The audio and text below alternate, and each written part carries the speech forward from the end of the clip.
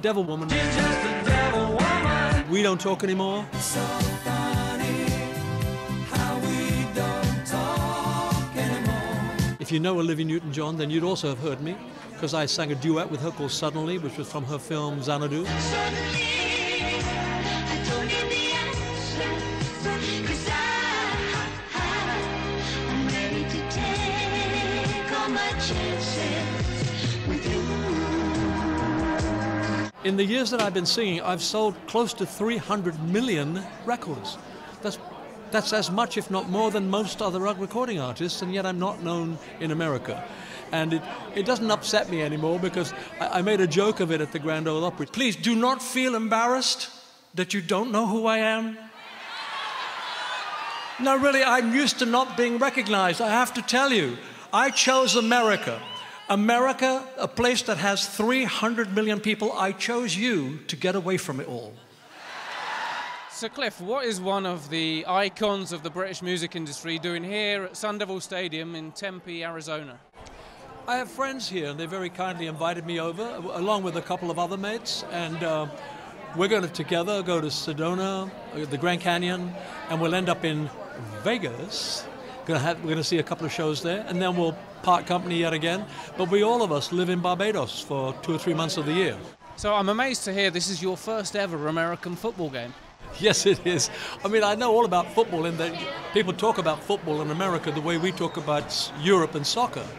And but I never sat and watched it at all. And of course, I have no idea of the rules or anything. I can see what they're trying to do. They've got to move their team up into the battlefield, so to speak. The noise factor is fantastic. That show they put on at the beginning, I'd like to take that on tour with me. It's just wonderful. So the whole atmosphere is very conducive. It leads you into watching this game and cheering for the team you want to have win. Your success here wasn't to the same degree as it was around the rest of the world, which amazes me. I mean, what do you put that down to? I used to blame myself at first, and you know, there were 9 occasions when I toured America, way back, between the 60s and the 80s, and I came here 9 times. And on each occasion, I left having a top 30 hit. But still you don't know me. I love walking about anonymously, but if the chance came to change that, yeah, I'd try and change that.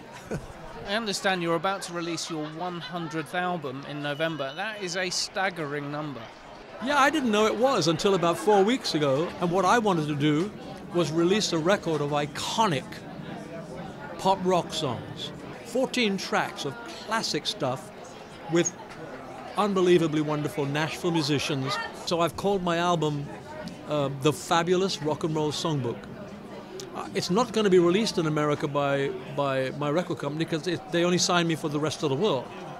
But I guess if you're interested and you want to know what I sound like, then I guess you could either Google me or go to Amazon and see what they have. You're in, I think, the 53rd year of music. I mean, you're 72 now. It's hard to believe. I started in 58, so 68, 78, 88, 98, 2008, my 55th year. Can you ever see a day you stop? Well, stopping is one thing, retiring is something else. This year I toured from January and it didn't finish till July. And I'll be touring again next April all through Europe. But I leave bigger gaps so I can get to Barbados and spend 3 months there. I can get to Portugal, where I have a home, and spend 2 months there. So I've given myself more time to recuperate, to smell the roses, and in my case, smell the vines grow. I have a vineyard in Portugal and make my own wine. So stopping, as I say, is okay. Retiring is something else, and that so far is not in my vocabulary.